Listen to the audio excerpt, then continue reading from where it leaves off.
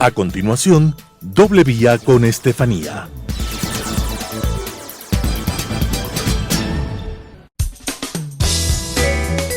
Clasificación A. Apto para todo público.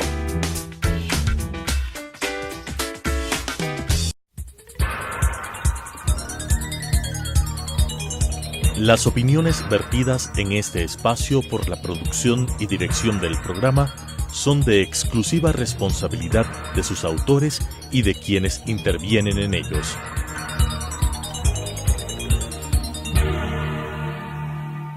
Telesucesos Canal 29 UHF presenta Doble Vía con Estefanía, un programa para hablar de Quito sin tapujos y con el mejor, el ciudadano, con la conducción de la doctora Estefanía Grunauer. Doble Vía con Estefanía.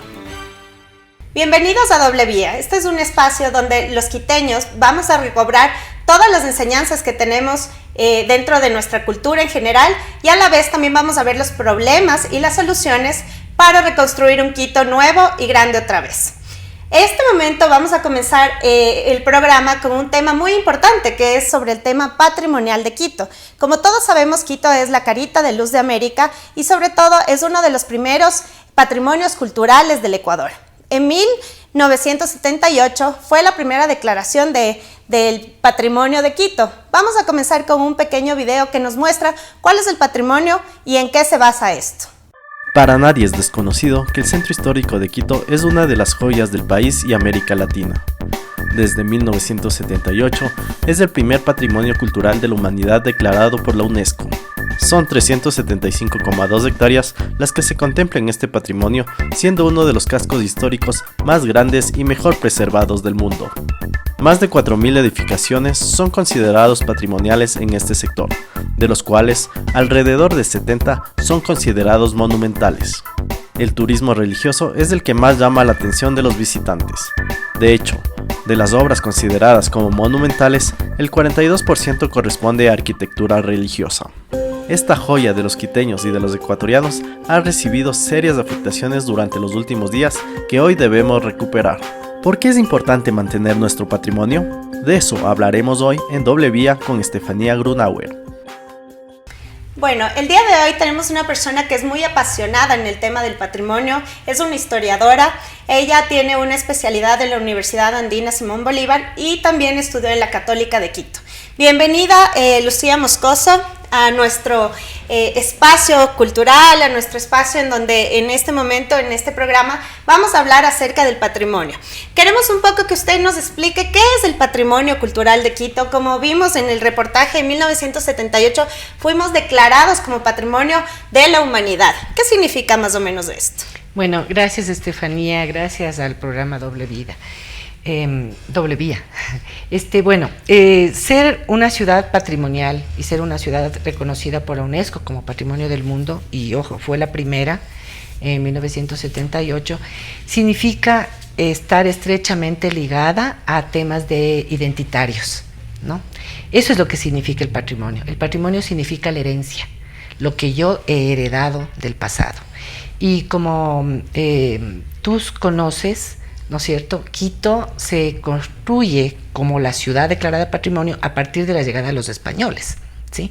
Pero los españoles llegan y aquí hay una población indígena en lo que ahora es el Distrito Metropolitano, en lo que antes se hablaba la Real Audiencia de Quito, y son ellos quienes, cargando a sus espaldas las piedras de las canteras del Pichincha, las bajaron y construyeron los principales templos, por ejemplo, desde sus cimientos. Y eso lo dice, estoy prácticamente citando al padre dominicano José María Vargas, uno de los mejores exponentes, historiadores de este país, dominico, por cierto, ¿no? Uh-huh. Entonces es así como se va construyendo Quito. Se va construyendo por artistas españoles, por artistas indígenas, con mano de obra indígena, casas y templos, etc. Esa es nuestra identidad, ¿no es cierto? Como pueblo mestizo, que somos casi el 100% de habitantes, tenemos esta herencia. Pero esta herencia nos da un arte por ejemplo, unas esculturas, nos da pinturas, o sea, nos da un patrimonio que se conoce en los términos, digamos, de técnicos como patrimonio mueble. O sea, un patrimonio artístico, ¿sí? Religioso, básicamente. Tenemos un patrimonio inmueble que corresponde a estas edificaciones, casas, iglesias, conventos, claustros, etcétera. Tenemos un patrimonio arqueológico también en el Distrito Metropolitano. En general, es más, el mismo municipio está a cargo de 3 sitios arqueológicos de gran importancia que dan cuenta de esa ancestralidad y de esos habitantes que vivían en el Quito prehispánico, ¿sí? Que es el mismo Tulipe en noroccidente, Rumipamba, que está en plena ciudad, y la Florida, que son de los hallazgos más importantes a nivel incluso nacional. Entonces, ese es el patrimonio arqueológico. Y tenemos un patrimonio también documental. Estas grandes iglesias, conventos, no son sino contenedores, ¿sí?, de otros patrimonios. Entonces tienes, por ejemplo, bibliotecas con fondos antiguos, con libros incunables. Yo diría que Quito es la capital del patrimonio bibliográfico, ¿sí? Claro. Incluso yo diría de las principales de Latinoamérica. Y por las universidades, digamos, que se fundaron en la colonia, etcétera, hay estas colecciones. También tienes archivos históricos. El mismo municipio tiene archivos históricos. Los conventos, las iglesias tienen archivos históricos. Y luego también tienes ese patrimonio inmaterial. Ayer veía una reseña que hablaba de los poncheros, por ejemplo, en Quito, ¿no? Entonces tienes los poncheros, tienes oficios tradicionales, tienes leyendas, tienes una religiosidad popular interesante. O sea, tienes 5 ámbitos del patrimonio. Y todo eso es el patrimonio de Quito y todo eso le da el peso. La declaratoria en sí tuvo una orientación más hacia lo edificado, hacia ese damero, y ahí distribuidas estas inmuebles, digamos, excepcionales, porque es la excepcionalidad la que le hace nombrar. Pero en el camino, la misma UNESCO va creando, por ejemplo, otras convenciones, como la del patrimonio inmaterial en el 2003. Es nueva, y entonces los municipios y el Estado y el sector del patrimonio empiezan a incursionar en otros patrimonios, a dar el peso que se merece. Tienes el programa en Memoria del Mundo de la UNESCO, por ejemplo, que tiene que ver con el patrimonio documental, que es el patrimonio, las partituras, por ejemplo, los libros antiguos, los documentos históricos, las actas, exacto, las actas de cabildo, etcétera. Por ejemplo, el Carmen Alto, ¿sí? En el Carmen Alto se han ubicado, por ejemplo, partituras del siglo XVIII y del siglo XIX de villancicos, por ponerte un ejemplo, que van a ser interpretados, por ejemplo, este mes de diciembre, ¿no es cierto? Para que la ciudadanía, exacto, por el municipio, para que la ciudadanía escuche una interpretación de un villancico colonial. Sí, y eso está preservado y está mantenido. Entonces, ¿qué nos interesa? La conservación de los 5 ámbitos del patrimonio, porque todo eso es Quito. Entonces, eso es patrimonio. Qué importante saber que el patrimonio no es simplemente una edificación.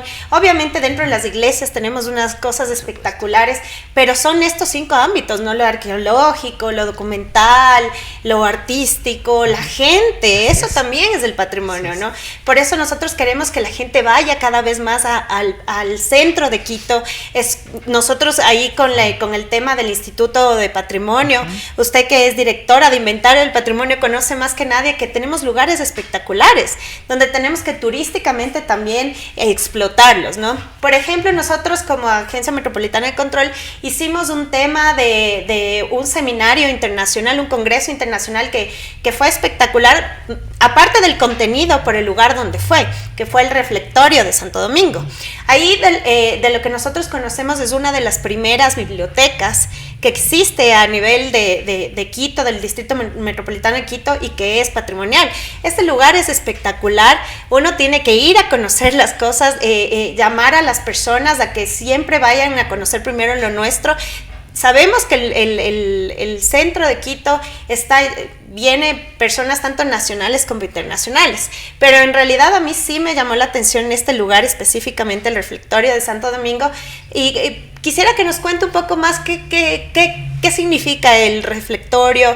¿Qué otros lugares existen así parecidos para que la gente vaya y conozca un poco? Yo considero que, por ejemplo, en temas de bienes artísticos, solo la misma fachada de una iglesia ya es altamente representativa. No se diga ingresar a la iglesia, no se diga en el caso del Convento de Santo Domingo, que incluso tiene un museo, ¿no es cierto? Uh-huh. Y estos espacios conventuales, el momento que se proyectan rutas culturales internas en la ciudad para las visitas, y que se integre otro tipo de mensajes, por ejemplo, la visita a las bibliotecas, el momento que las comunidades religiosas aperturen, ¿no es cierto?, obviamente con mucho respeto, con horarios definidos y compañía, etcétera, porque hay que tener obviamente mucho cuidado, ¿no? Claro. Pero deben aperturarse para que el visitante nacional o extranjero reciba una guía, y ahí hay que trabajar también entonces guiones para que se pueda informar correctamente, científicamente al visitante de lo que está mirando. Pero de actualmente sí tenemos eso. Tenemos una serie de recorridos de lo que yo conozco que el municipio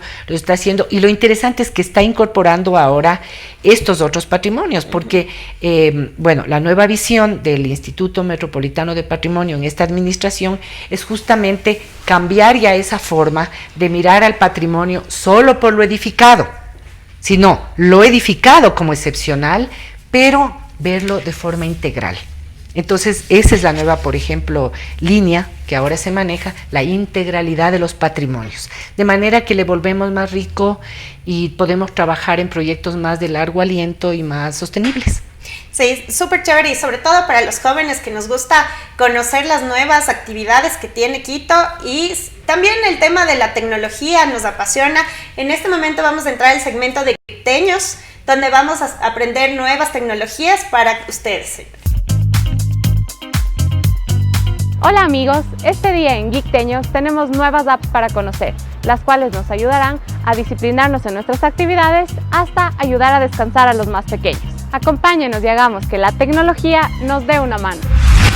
Mantener buenos hábitos implica tener un alto nivel de compromiso hacia nosotros mismos. Con Fabulous podremos ser personas mucho más efectivas, con un mayor rendimiento, pues esta app te permitirá establecer una rutina para empezar tu día con la mejor energía, cumplir tus actividades, mejorar tu alimentación y sentirte más productivo a lo largo del día.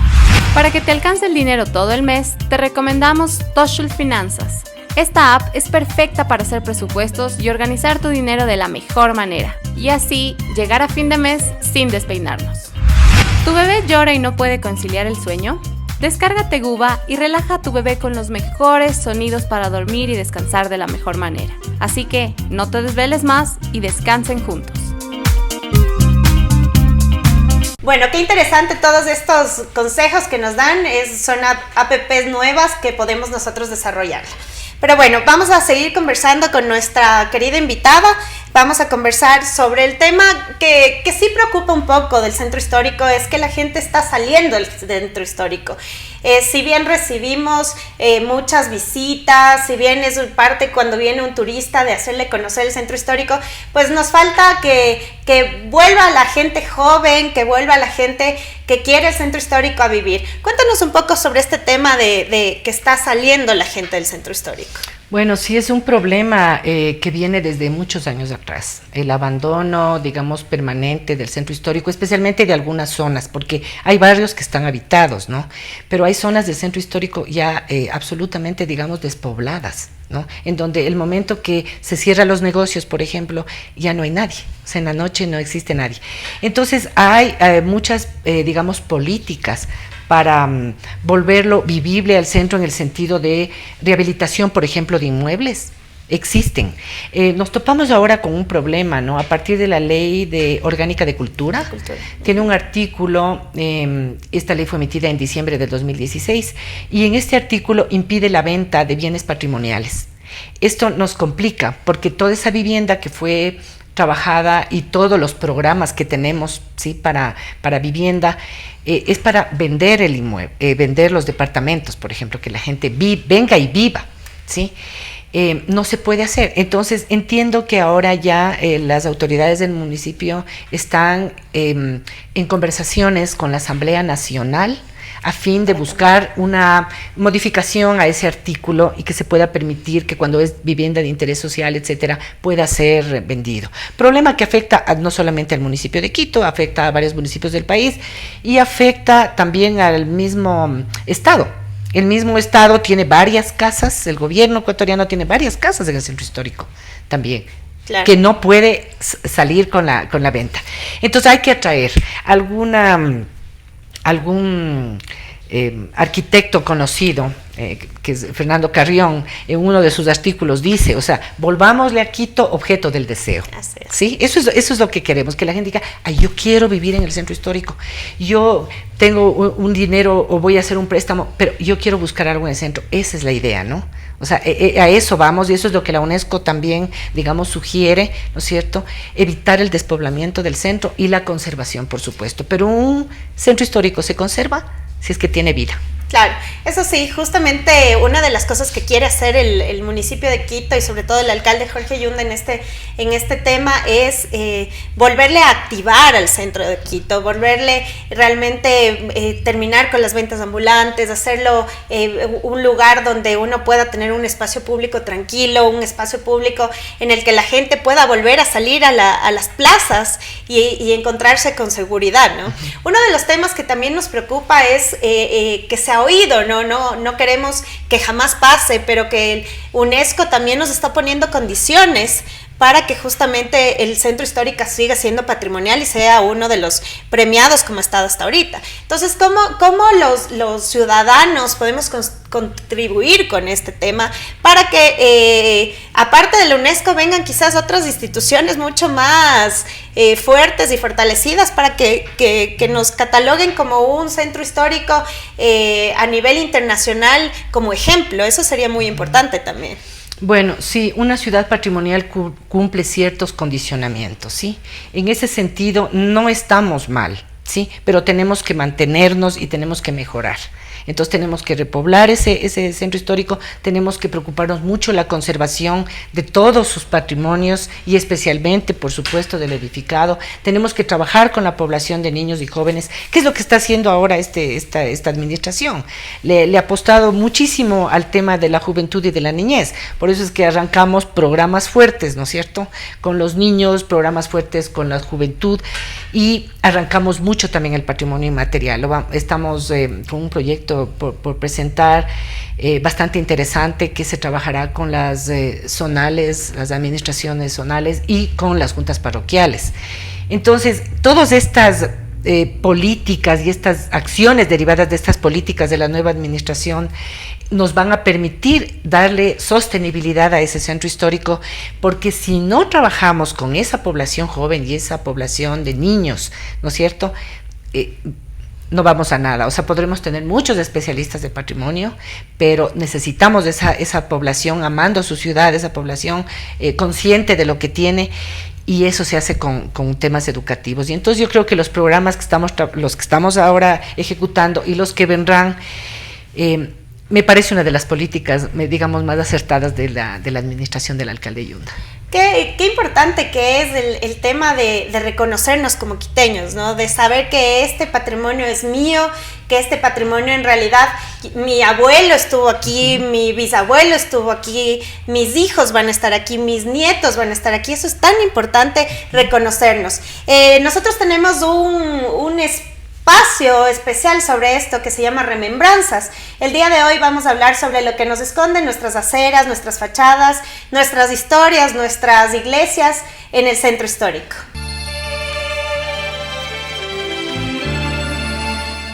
Quito es la capital más alta de América del Sur. Se alza a 2.850 metros de altura. Si bien La Paz en Bolivia es más alta aún, esta no es una ciudad capital. ¿Te quejas porque en la mañana tienes un solazo y en la tarde te cae el aguacero? Déjame decirte que se dice que Quito posee la temperatura más agradable del mundo, alrededor de 20 grados durante la mayor parte del año. Se ha llegado a dar el nombre de la tierra de la eterna primavera, así que disfrutemos de nuestro hermoso Quito con su clima excepcional. Ámsterdam, Berlín, Viena y otras ciudades tienen como atractivo la calle más estrecha de la ciudad. Quito no se queda atrás. La calle Joaquín Saldumbide, cerca de la Mama Cuchara, en el centro histórico de Quito, es la más estrecha de la capital, con apenas 2 metros de ancho. Es realmente hermosa nuestra capital y vemos estos pequeños tips para ir a conocerlos y nunca compararnos con otras ciudades. Creo que Quito es una de las más bonitas del mundo y es por eso que estamos aquí en este espacio. Bueno, y para terminar un poco, conversemos brevemente de lo que pasó ya casi hace 15 días, el tema del paro, donde sufrió mucho nuestro centro histórico. Coméntenos cómo vamos con eso. Bueno, sí, sufrió mucho nuestro centro histórico en los temas, digamos, desde la materialidad, ¿no? Pero inmediatamente el municipio se activó, o sea, desde el primer día, me acuerdo en la tarde, inmediatamente se activó el municipio y se activó, por supuesto, el IBP como una de las instancias del municipio. Y como tú ves, a partir de la declaratoria de emergencia del alcalde, enseguida se aplicaron las nuevas tecnologías, ¿no es cierto? Y se creó un APP que lo maneja más de 150 funcionarios del municipio, quienes recorren todas las calles, ¿no es cierto?, del centro histórico especialmente, y te permite de manera presente, in situ, registrar el daño, sus dimensiones, hacer un registro visual y además te arroja un resultado incluso económico de cómo costear, ¿no? Y entonces todo este asunto está, digamos, ya levantado, se está sistematizando la información, cuantificando, y bueno, habrá un momento en donde será pública, pues, ¿no?, los resultados, pero no vamos a esperar los resultados. Nosotros ya iniciamos 2 tipos de contratación en lo que nos ocupa y es nuestra competencia, que se refiere al tema de bacheo, ¿no es cierto?, imagen urbana, aceras, etcétera. O sea, ya se iniciaron los trabajos, no podemos esperar. Tú, por seguridad de las personas, de los niños, del mismo peatón y de los carros que circulan en el centro, hay que inmediatamente entrar a trabajar en el tema de bacheo, por ejemplo. Hay zonas en donde ya se está procediendo a lo que es la pintura o la limpieza de piedra, que requiere mucho cuidado. Es un tema de conservación de la piedra que está en las paredes, digamos, ¿sí? Si hemos tenido también rayado, por ejemplo, en paredes de iglesias, conventos, se actúa de una forma, eso saben los conservadores, y hacen el tratamiento correspondiente. Ya se inició, ¿no? Sí. Ya está empezado los trabajos, sí. Bueno, qué bueno que los quiteños no nos quedemos nunca sentados, que apenas sucedió estos actos vandálicos que nunca más deben volver a pasar, porque nosotros los quiteños somos quiteños de paz, somos quiteños de siempre trabajar uno al lado del otro, y eso lo vimos enseguida. Primero con las instituciones municipales que estuvieron al pie del cañón, listos para comenzar los trabajos inmediatamente, y como lo vemos tenemos resultado. Y a la vez la ciudadanía también estuvo con nosotros en lo que son las mingas, en lo que son la recuperación y sobre todo mantener ese espíritu de paz y de quiteñidad. Muchísimas gracias, Lucía, por estar con nosotros. Gracias. Las opiniones vertidas en este espacio por la producción y dirección del programa son de exclusiva responsabilidad de sus autores y de quienes intervienen en ellos.